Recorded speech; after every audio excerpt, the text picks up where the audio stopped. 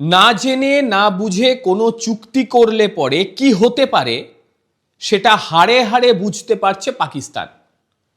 মোদ্দা কথা, বর্তমান সময় পাকিস্তানের ফাটা বাঁশের মাঝখানে আটকে গিয়েছে। একেবারে না এদিকে যেতে পারছে না ওদিকে যেতে পারছে। আপনাদের মনে আছে সৌদি আরবের সঙ্গে চুক্তি করেছিল? সেই চুক্তিতে কি বলেছিল? কোনো দেশ যদি এদের উপর আক্রমণ করে, এরা উভয় দেশ মিলে সেই আক্রমণকে প্রতিহত করবে কিংবা আক্রমণ শানাবে, এটা বলেছিল তো। সেই চুক্তি এখন পাকিস্তানের জন্য একেবারে বড় ধরনের অভিশাপ হয়ে দাঁড়িয়ে গিয়েছে। কি হয়েছে সবটা শোনাবো। কি হয়েছে সেটাই এবারে আমি আপনাদের শোনাচ্ছি। সৌদি আরব এবং সংযুক্ত আরব আমিরশাহী, তাদের মধ্যে অঘোষিত যুদ্ধ শুরু হয়ে গিয়েছে। যুদ্ধটা শুরু হয়েছে ইয়েমেনের দক্ষিণ প্রান্তে, সেখানে লড়াই শুরু হয়েছে। সৌদি আরব যেখানে ইয়েমেনের প্রেসিডেন্ট আল আলেমের সরকারকে টিকিয়ে রাখার জন্য তারা সদা ব্যস্ত, তারা পরিষ্কার ইয়েমেনের যে প্রেসিডেন্ট রয়েছে তাকে সমর্থন করে। আর অপরদিকে সংযুক্ত আরব আমিরশাহী, তারা সেখানকার বিচ্ছিন্নতাবাদী গোষ্ঠী সারদান ট্রানজিশনাল কাউন্সিল, যাকে বলছে এসটিসি, তাকে সমর্থন করে। আবার আরেকটা দিকে হাদ্রামাউত এবং মাহারা অঞ্চলে এই এসটিসি তাদের আধিপত্য বিস্তার করে দিয়েছে, মানে সেখানে প্রচুর শক্তি তারা সঞ্চয় করেছে। আর তাদের এই শক্তি সঞ্চয়টা একেবারে সৌদি আরব ভালোভাবে দেখছে না। সৌদি আরব মনে করছে যে তাদের জাতীয় নিরাপত্তার ওপর এটা বড় ধরনের হুমকি, যে কারণে সৌদি আরবের সঙ্গে সংযুক্ত আরব আমিরশাহীর একেবারে লড়াই বাঁধল বলে বেঁধে গিয়েছে। এই মুহূর্তে পাকিস্তান কি করবে সেটা তো অন্য কথা, তার আগে আরো একটু গভীরে বিষয়টা দেখি। ইয়েমেনের দক্ষিণে আমিরশাহী সমর্থিত যে বিচ্ছিন্নতাবাদী গোষ্ঠী রয়েছে সারদান ট্রানজিশনাল কাউন্সিল বা এসটিসি, তাদের ঘাঁটিতে আকাশপথে ভয়াবহ হামলা চালিয়ে দিয়েছে সৌদি আরব। ভয়াবহ হামলা।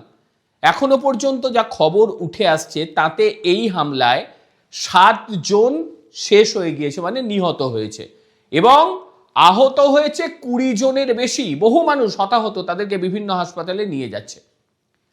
সৌদি আরব এবং সংযুক্ত আরব আমিরশাহী দুটো দেশই আরবের বড় শক্তি। আর এই দুটো শক্তি যখন মুখোমুখি যুদ্ধের মধ্যে পড়ে গেল, আর যাকে নিয়ে যুদ্ধ শুরু হলো সেটা হচ্ছে ইয়েমেন। ইয়েমেনে তো গৃহযুদ্ধ ছিলই, এরপর আরো বিধ্বস্ত অবস্থার দিকে পৌঁছে গেল ইয়েমেন। আর ইয়েমেনের মতন দশা পাকিস্তানেরও হতে পারে, এটাও জানাবো আপনাদের। পশ্চিম এশিয়ার রাজনীতি যারা বিশ্লেষণ করে তারা বলছে যে একটা সময় যখন আমরা লক্ষ্য করেছিলাম যে হাউথিদের বিরুদ্ধে একজোট হয়ে এই দুটো দেশ তখন লড়াই শুরু করেছিল। আপনারা সবাই জানেন যে রিয়াদ এবং আবুধাবির স্বার্থের যে সংঘাত, সেটা বর্তমান সময় চরম পর্যায়ে পৌঁছে গেছে। রিয়াদ সমর্থিত ইয়েমেনের সরকার আমিরশাহীকে বলে দিয়েছে, তোমরা তোমাদের সেনা 24 ঘন্টার মধ্যে এখান থেকে বার করে দাও। 31শে জানুয়ারি আমিরশাহী বলে দিয়েছে যে আমাদের সেনা তোমাদের সেখানে আর নেই, সেখান থেকে বার করে দিয়েছে। ঠিক তারপরে এই আক্রমণ সূচনা হয়ে গেল। সৌদি আরব এবং সংযুক্ত আরব আমিরশাহীর এই যে আক্রমণ, এই যে যুদ্ধ, এই যুদ্ধক্ষেত্রে ফায়দা যারা লুটবে বাদ দিন, কিন্তু সবচেয়ে বড় অশান্তির কারণ হয়ে দাঁড়িয়ে গিয়েছে পাকিস্তানে। কারণ পাকিস্তান এই দুটো দেশের কাছ থেকেই সাহায্য নেয়। সাহায্য নেয় বলতে কি, ভালোভাবে সাহায্য নেয়। সৌদি আরবের সঙ্গে চুক্তি করে যেমন বসে আছে, ঠিক একইভাবে সংযুক্ত আরব আমিরশাহীর সঙ্গেও তারা একাধিক চুক্তি সম্পূর্ণ করেছে। 1971 সালে আমিরশাহী যখন গঠিত হয়, সেই সময় পাকিস্তানি প্রথম দেশ ছিল যারা এই দেশটিকে স্বীকৃতি দিয়েছিল। বর্তমানে সংযুক্ত আরব আমিরশাহী পাকিস্তানের অন্যতম প্রধান অর্থনৈতিক অংশীদার। পাকিস্তানের অর্থনীতিকে চালিয়ে রাখে এই আমিরশাহী। পাকিস্তানকে প্রায় $1 বিলিয়ন বিনিয়োগ করেছে তারা। এবং দুদেশের দ্বিপাক্ষিক বাণিজ্য প্রতি বছর প্রায় $10 বিলিয়ন ছাড়িয়ে গিয়েছে। আমির শাহী মূলত পাকিস্তানের জ্বালানি, অবকাঠামো এবং প্রযুক্তি খাতে বড় বিনিয়োগ করে। আমির শাহীতে প্রায় এখনকার হিসেবে প্রায় 18 লক্ষ পাকিস্তানি বসবাস করে এবং তাদের পাঠানো যে রেভিডেন্স সেটা পাকিস্তানের অর্থনীতির একটা গুরুত্বপূর্ণ অধ্যায়, এটা ভুলে গেলে চলবে না। 2025 সালে $7 বিলিয়ন এই রেভিডেন্স ছাড়িয়ে যেতে পারে এমনটাই মনে করা হচ্ছে। এবং দুদেশের যে সেনাবাহিনী, সেই সেনাবাহিনী নিয়মিতভাবে তারা বিভিন্ন মহড়া দেয় এবং বর্তমানে সামরিক সরঞ্জাম, বিভিন্ন প্রযুক্তি দুই দেশের মধ্যে আদান প্রদান করে। এবারে সবচেয়ে বড় যে টুইস্ট সেটা হচ্ছে সৌদি আরব। সৌদি আরব এবং পাকিস্তানের মধ্যে ঐতিহাসিক একটা চুক্তি স্বাক্ষর হয়েছে। সেই চুক্তি স্বাক্ষরটা হয়েছিল, আপনাদের অনেকের মনে আছে, 17 সেপ্টেম্বর 2025 সাল। আপনারা জানেন রিয়াদে এই চুক্তিটি হয়েছিল এবং এই চুক্তিটির মূল বিষয় ছিল যে কোনো এক দেশের ওপর আক্রমণ হলে উভয় দেশের উপরে আক্রমণ হিসেবে গণ্য হবে এবং তখন তারা যে দেশ আক্রমণ করবে একসঙ্গে মিলে সেই দেশকে তারা আক্রমণ করবে। এটা লিখিত চুক্তি। কে করেছে? সৌদি আরব এবং পাকিস্তান। তার মানে কি বুঝতে হবে? এবার সংযুক্ত আরব আমিরশাহী যদি সৌদি আরবকে আক্রমণ করে তাহলে পাকিস্তান এবং সৌদি আরব একসঙ্গে মিলে সংযুক্ত আরব আমিরশাহীকে আক্রমণ করবে। একদম সোজা সহজ হিসেব। কিন্তু প্রশ্ন, যে দেশটা পাকিস্তানের অর্থনীতিকে টিকিয়ে রেখেছে সংযুক্ত আরব আমিরশাহী, সেই দেশটার উপরে পাকিস্তান আক্রমণ করতে পারবে?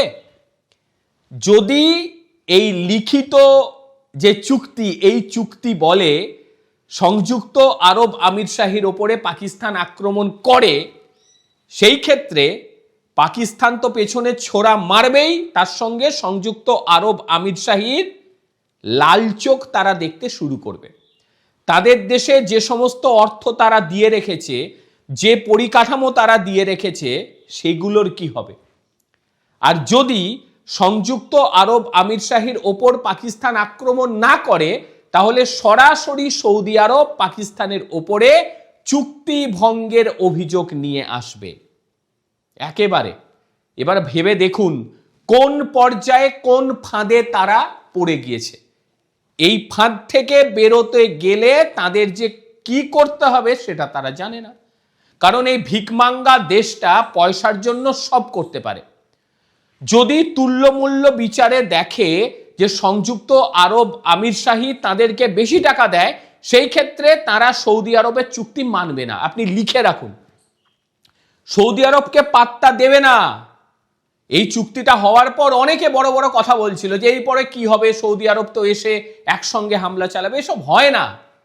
জিও পলিটিক্সে পাকিস্তান বা বাংলাদেশের মতন দেশগুলোর কোনো দাম নেই, কারণ এদের মুখে কোনো কথা নেই। এদেরকে মুখের ওপরে যখনই টাকা ছুঁড়ে মারা হবে এরা সবাই চুপ হয়ে যাবে। এটাই হয়েছে এখানে। যদি অঙ্কের হিসেবে দেখা যায় যে সংযুক্ত আরব আমিরশাহী পাকিস্তানকে বেশি টাকা দিচ্ছে, তাহলে সৌদি আরবকে সে ছুরি মারবে। আর যদি দেখে যে না, সৌদি আরবের পেছনে গিয়ে আমাদের বেশি লাভ, তখন সংযুক্ত আরব আমিরশাহীর বিরুদ্ধেই এরা যুদ্ধ করতে এগিয়ে যাবে। এটাই পাকিস্তান। যারা বিশ্বাস করবে তারাই ক্ষতিগ্রস্ত হবে।